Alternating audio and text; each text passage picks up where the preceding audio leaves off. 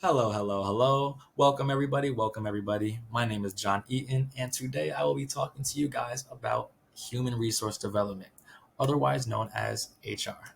So, what exactly is HR? Well, who better than to ask than the most famous HR representative of all time, Toby Flenderson from the hit American TV show The Office. I know he looks sad. We'll get there. Trust me, there's a reason. So, what exactly is HR?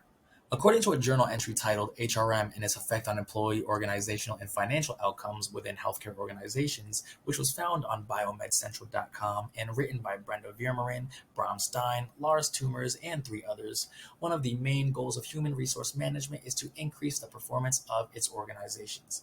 With that being said, an HR representative's job is to make sure that everything within the organization is running smoothly, everybody is getting along, and everybody is getting paid.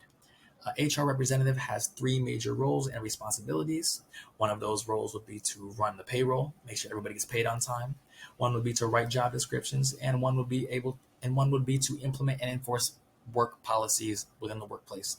Policies, i.e., rules, i.e., no loud music after 7 p.m. because that's for all of the overnight people getting their work done. They need concentration.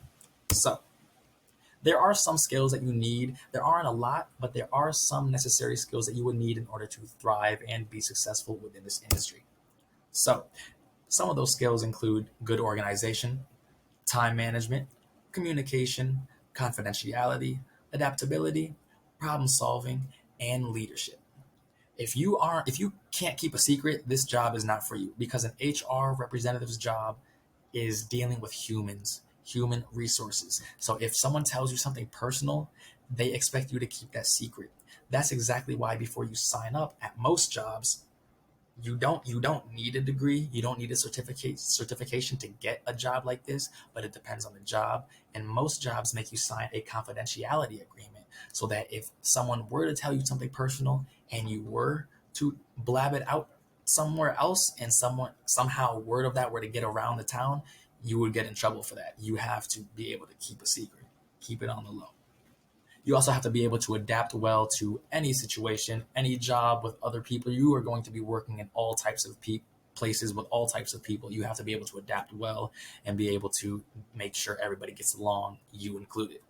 According to a journal entry titled Six in Demand Skills for HR Professionals on northeastern.edu, written by Kristen Burnham, developing these skills can happen through a combination of work experience, observation, and formal education as well. You can also easily just watch some YouTube videos or read books about the subject matter as well, and that should do the same thing basically. But if you really want to learn how to do it, you're going to have to become an intern or work hands on at a job, actually doing things like at the time in order to learn how to do it right.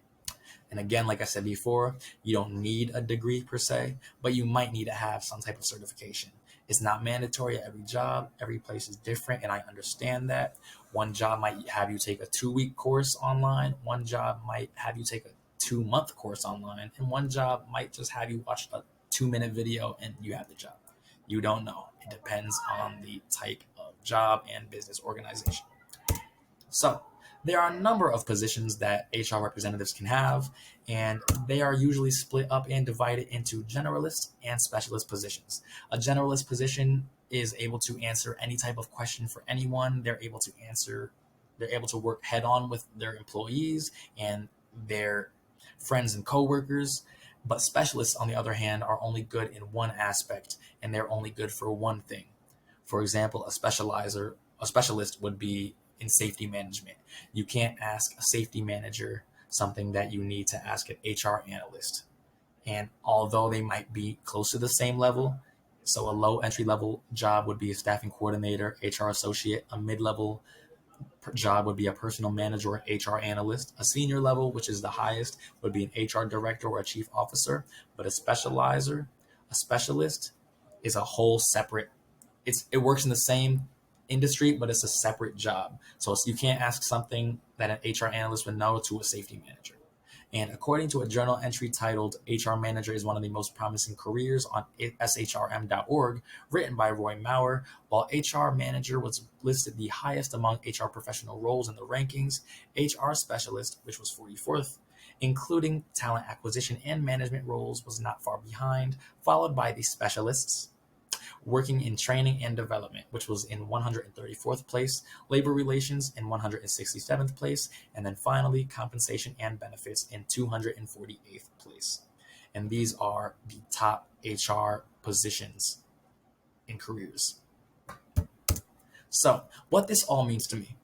Now, growing up, I've always been a pretty friendly person. It's always been in my nature to automatically want to be nice to people and befriend others. And I'm already a part of the restaurant and hospitality industry. So it would only make sense for me to stay within that realm of work and take care of others professionally and get paid for it as well. Not like on a friendship basis, but on a coworker basis. I like caring. I like caring for plants, people, animals. So again, it only makes sense for me to be in human resources. I think I would be able to make the company thrive as long as everybody's happy and having fun. We would be able to make more money than anyone. And again, making more money for the same type of work in another position at another location.